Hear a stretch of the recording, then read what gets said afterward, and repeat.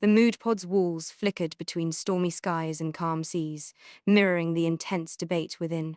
Maria sat at the center of the circle, her tablet forgotten in her lap as she absorbed the passionate arguments around her.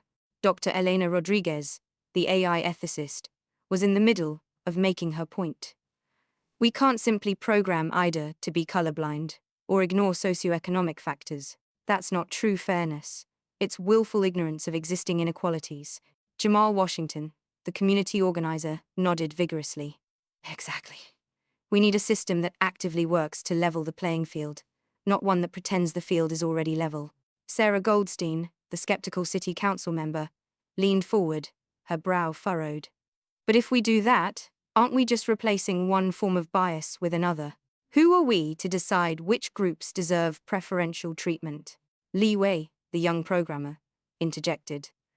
From a technical standpoint, we could implement a dynamic fairness algorithm that adjusts its parameters based on real-time socioeconomic data. But that raises its own ethical questions about data privacy and algorithmic transparency. The mood pod's walls shifted to a dizzying vortex, reflecting the complexity of the issue at hand. Tom Chen, the small business owner, spoke up quietly.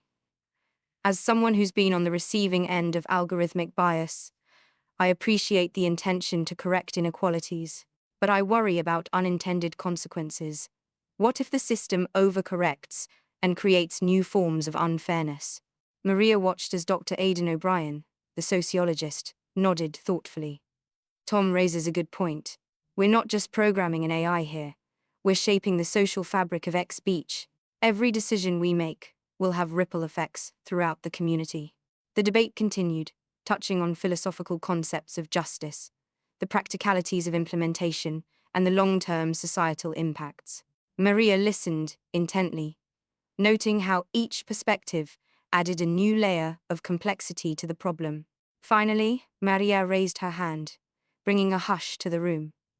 The mood pod's walls settled into a serene, neutral blue. Thank you all for this incredibly insightful discussion, she began. What's clear is that there's no simple, universal definition of fairness that we can just plug into IDA. We're dealing with a complex, dynamic system, our community, and our solution needs to reflect that complexity. She paused, looking around the circle. I propose we develop a multifaceted approach. We'll create a base algorithm that strives for equality of opportunity, but we'll augment it with carefully designed equity boosters for historically disadvantaged groups. Crucially, we'll also implement a transparent review system, allowing community members to appeal decisions and provide feedback. Maria took a deep breath. This won't be perfect. We'll need to constantly monitor, adjust, and improve. But I believe this approach balances our various concerns while giving us the flexibility to adapt as we learn more.